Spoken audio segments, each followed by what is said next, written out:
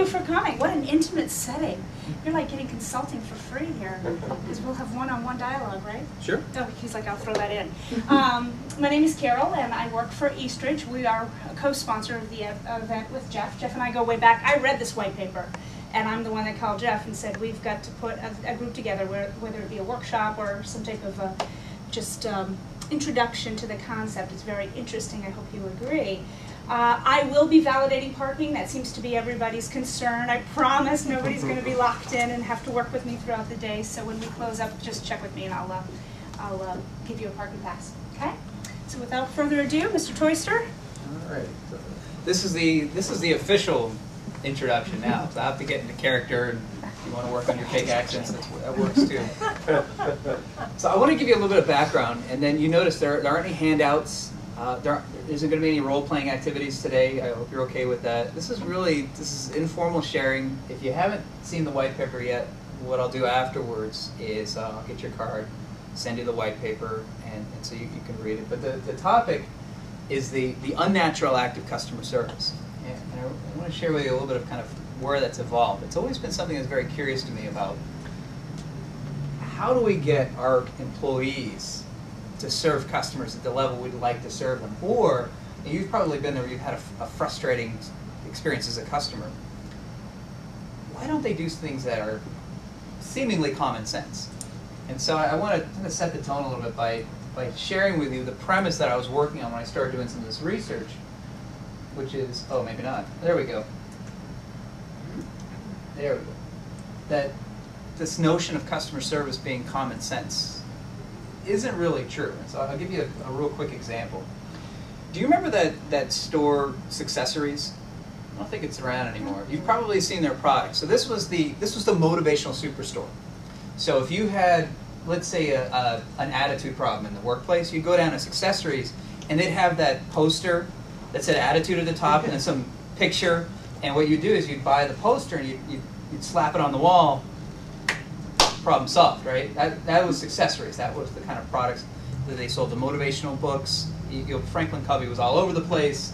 The paperweights, the pens, everything with the different platitudes, etc. So one day I'm walking into this store, and you're thinking, if there's any place that's going to have excellence, it's going to be Successories.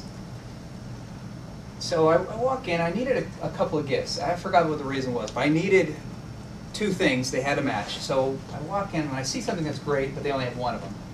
So I figure I'll go ask the guy, the Successories guy. If anyone can find it, if anyone can help me, it's a Successories guy. So I walk up to the counter and I notice he's on the phone. I figure he's probably on the phone with another satisfied Successories customer. But then I start looking at his body language, and I start looking at the facial expressions and hearing what he's saying. And it's kind of one of those, like, I had a rough night. I'm talking to my friend about it. He's saying, I don't know if I'm going to go out tomorrow night. Oh, man.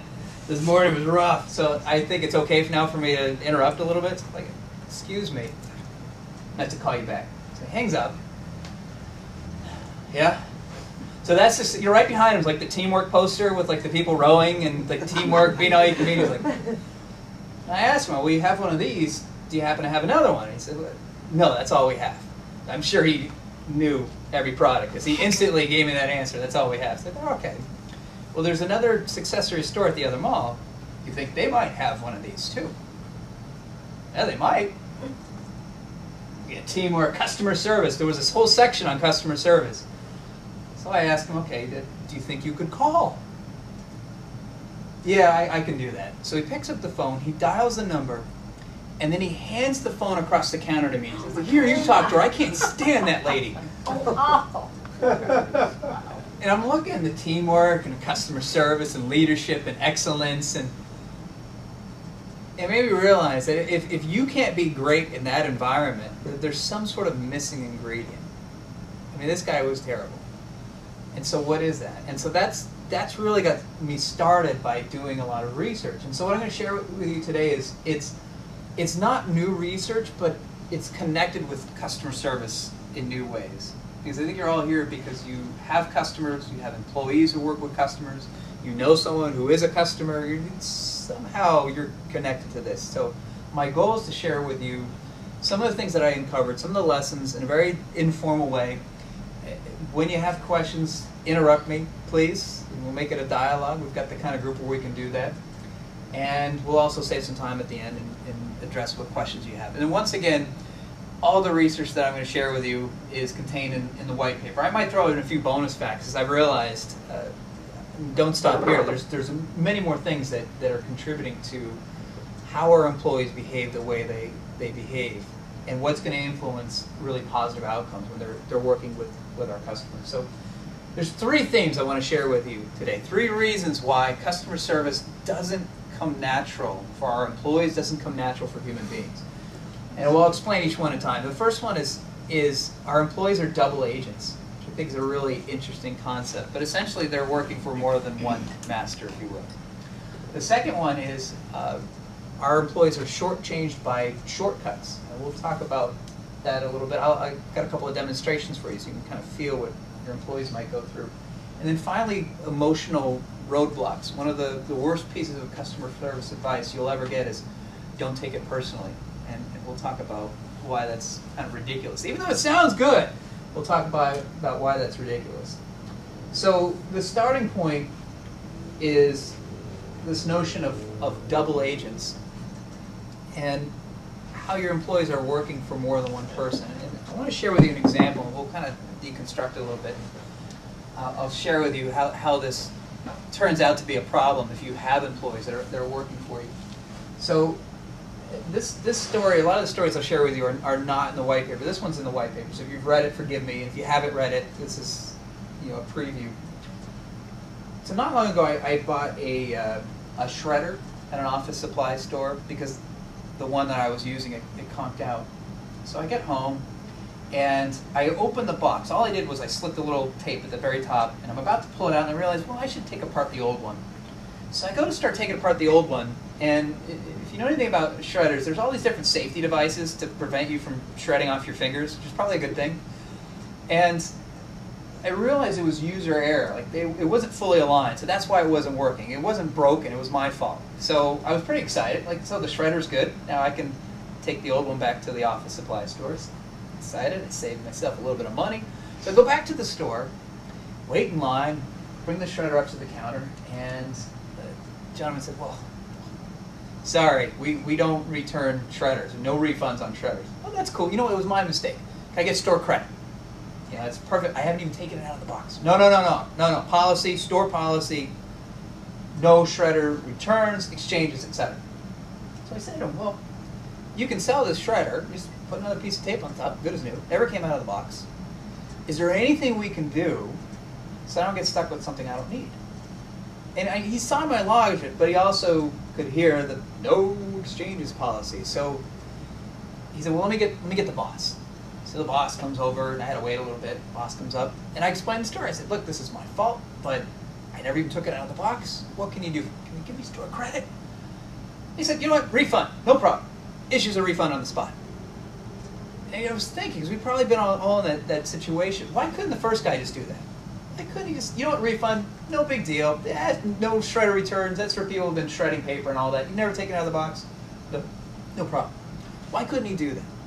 And what I realized is part of the problem is this whole double agent thing. So here's what I uncovered. Anybody ever take like an economics class in school? Do you remember the principal agent problem?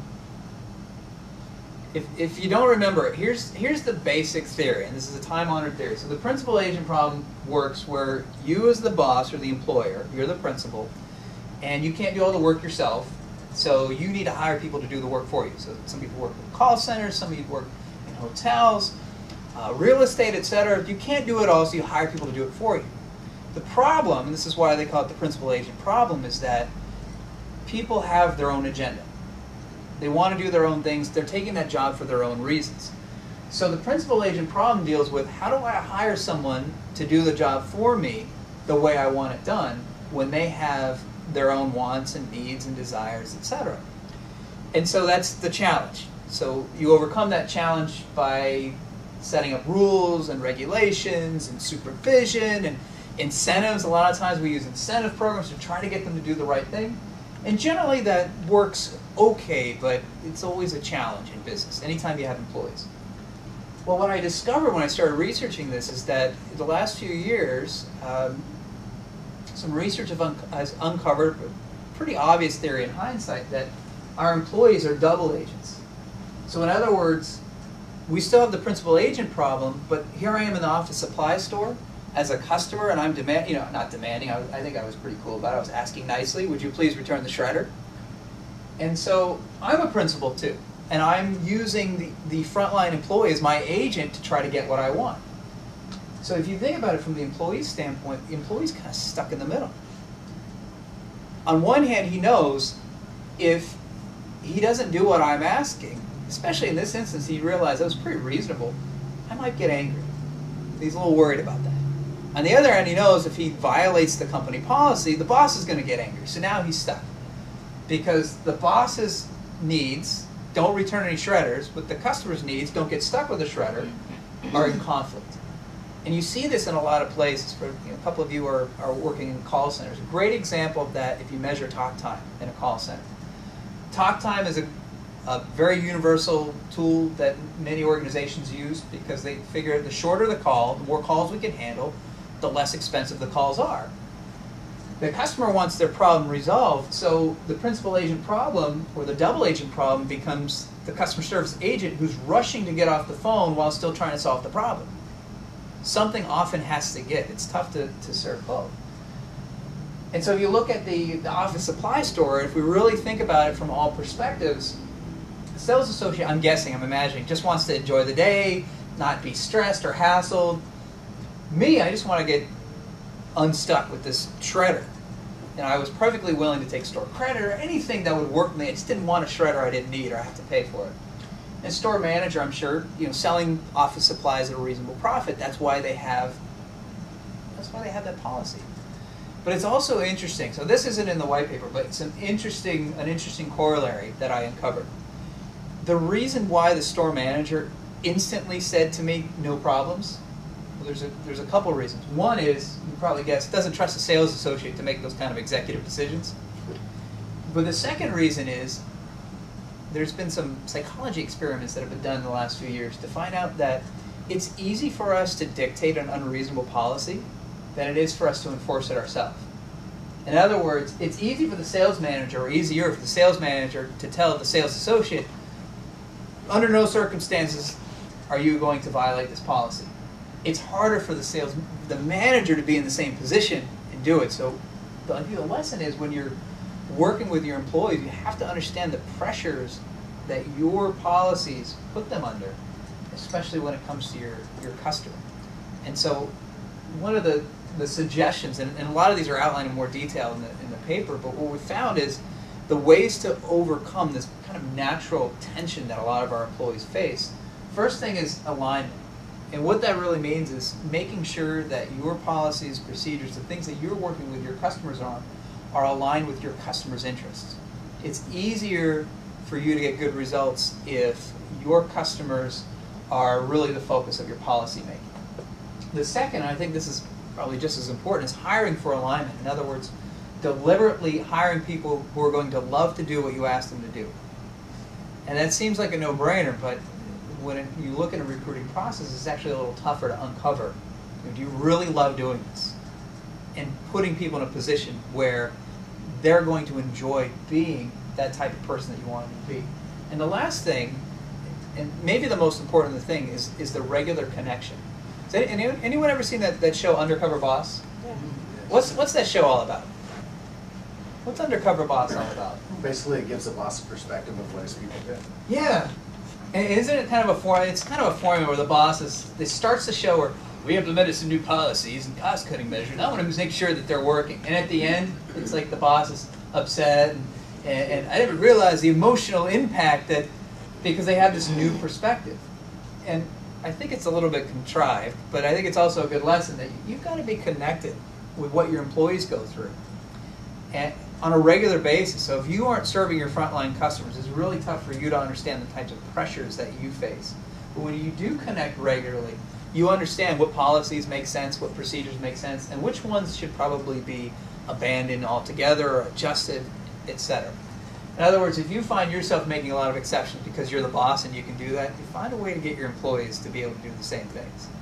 So that was the first piece of research that I thought was kind of interesting. this whole notion that we've put our employees in a position where